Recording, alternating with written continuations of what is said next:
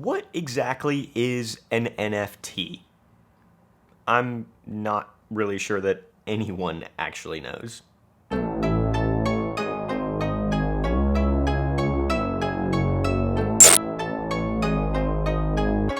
What's up, guys? It is your boy Jerome back at it with another video, and today we're going to be talking about NFTs. Specifically, what the what in the world are they? An NFT is a non-fungible token. Pretty self-explanatory, right? No? Okay, well, for those of you that still don't understand what non-fungible means, it's basically just something that is completely unique and cannot be replaced with anything else. A pretty good example that I've heard before is this concept that Bitcoin or Ethereum is fungible because you can trade one Bitcoin for another and you're getting the exact same thing. You give one Bitcoin and you receive one Bitcoin, and it's the exact same thing, same value, everything is the same. But take, for example, something like the Mona Lisa. Sure, there can be a lot of replicas of it, but there's really only one original. And that one original has a ton of value. So at a high level, NFTs are kind of like the Mona Lisa. They're one of a kind, unique, and the original can never be copied. And the reason that they can't be copied is because they live on the blockchain, most commonly either Ethereum or Solana. If you missed my explanation on what blockchain is and how it works, make sure you check out my video, What is Cryptocurrency? I'll have it linked somewhere in the screen here. In that video, I basically explained how a blockchain is a network of millions of different computers called nodes. And the reason that the blockchain is so secure is because each of those computers holds the exact same list of transactions. Now, if you were a hacker and you went and changed the transactions on a single computer, well, all of a sudden, every single one on the network will know that the computer you hacked is the one that's out of place. So the network can very quickly identify which specific computer has information that's wrong and then work to correct it while still retaining all of the original information on all of the other computers across the network.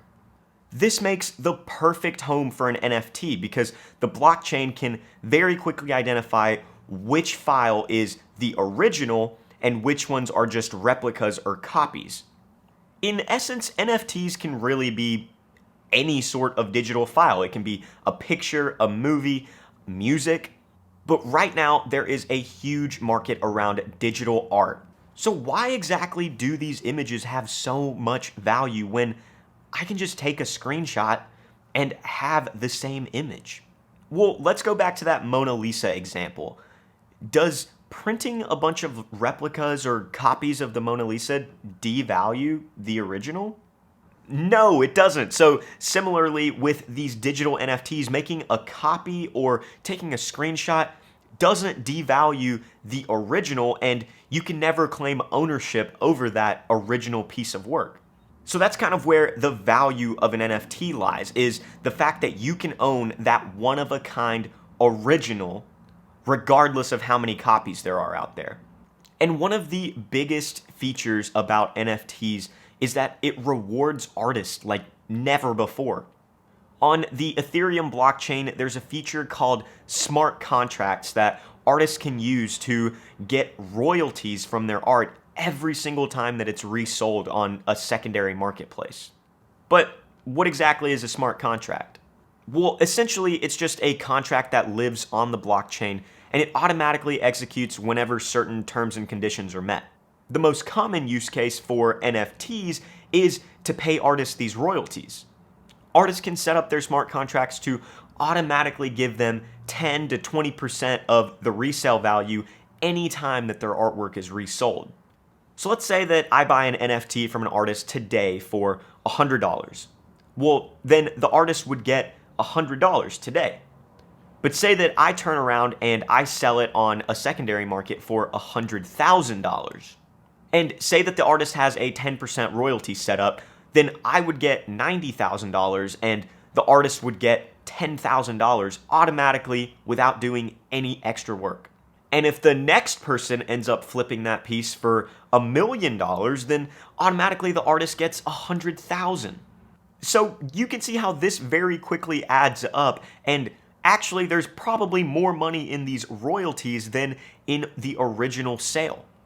So with so many new NFT projects dropping every single day, the biggest differentiator that these NFTs can offer is what type of utility they can bring to their investors.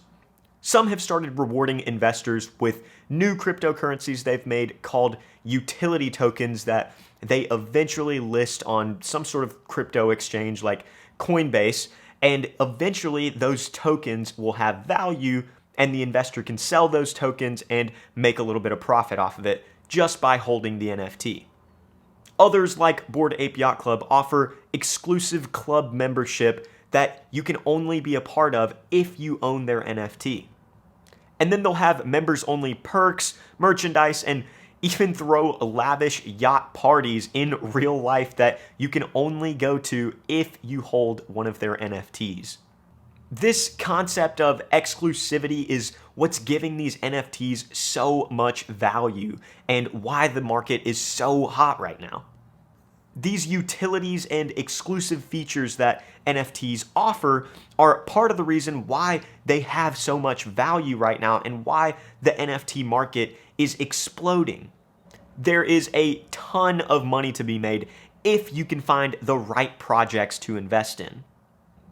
And the craziest part is that making an NFT nowadays is so simple that literally anyone can do it.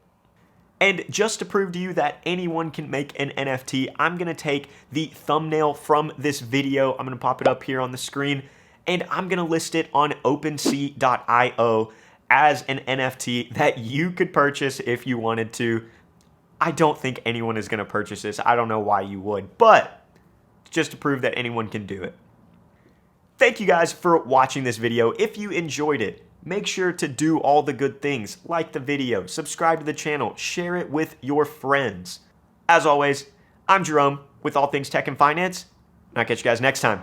Peace.